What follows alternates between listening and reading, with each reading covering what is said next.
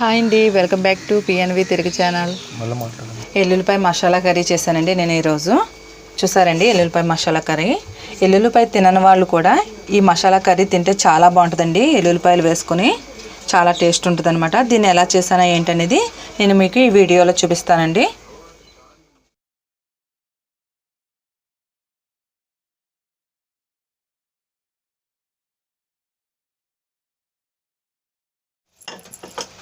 ఎల్లుల్లిపాయ మసాలా కర్రీకి కావాల్సిన పదార్థాలండి. వెల్లుల్లిపాయలు పైన పొట్టు తీసి పెట్టుకున్నాను, ఉల్లిపాయ పచ్చిమిరకాయలు కట్ చేసి పెట్టుకున్నాను, పసుపు, కారం, ఉప్పు, అల్లం వెల్లుల్లిపాయ ధనియాలు అన్నీ కలిపి మసాలా పట్టుకున్నానండి. డీప్ ఫ్రైకి సరిపడా ఆయిల్. ఇప్పుడు ఎల్లుల్లిపాయ మసాలా కర్రీ ఎలా తయారు చేయాలో మీకు చూపిస్తానండి. స్టవ్ వెలిగించుకుని కళాయి గిన్నె పెట్టుకున్నానండి. ఇప్పుడు ఆయిల్ పోస్తున్నాను, డీప్ ఫ్రైకి సరిపడా ఆయిల్.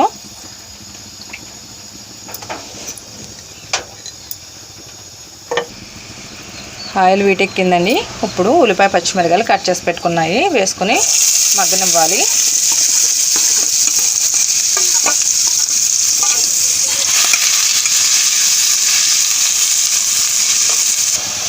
కొద్దిసేపు ఉల్లిపాయ పచ్చిమిరకాయలు మగ్గనివ్వాలి కదండి. మూత పెట్టి ఉంచుతాను, త్వరగా మగ్గుతాయి అన్నమాట.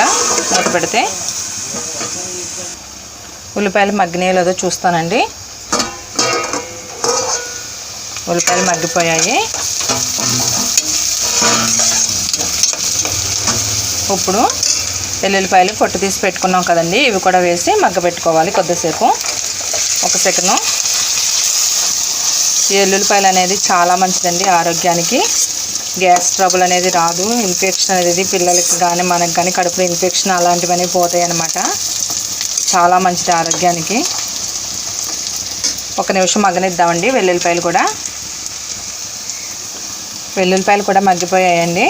ఇప్పుడు అల్లం వెల్లుల్లిపాయ ధనియాలు గసగసాలు అన్నీ వేసి మొత్తం మిక్సీ పట్టుకున్నానండి. ఇది కూడా వేసి వేయించుకుందాం.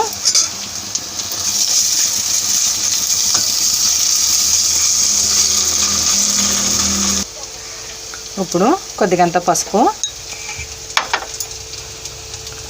సాల్ట్ అండి, గల్లుప్పు వేసుకుంటున్నాను.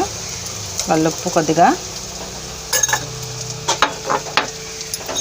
కారం ఒక స్పూను, ఎందుకంటే పచ్చిమిర్చి వేసాం కదండి అందుకని ఒక స్పూన్ వేసాను.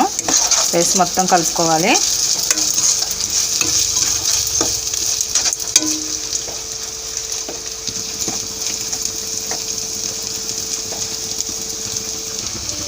ఇప్పుడు వాటర్ పోసుకొని దగ్గరికి ఎగరనివ్వాలండి.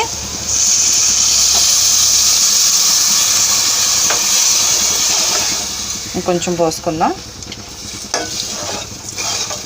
ఇప్పుడు మూత పెట్టుకుని కొద్దిసేపు మగ్గనిద్దామండి. కూర దగ్గర పడిందలా చూస్తానండి. ఉడికిపోయిందండి. స్టవ్ కట్టేస్తున్నాను. చూసారండి ఎంత బాగుందో ఎల్లుల్లిపాయ మసాలా కర్రీ. ఈ విధంగా చేసుకుంటే చాలా బాగుంటుందండి.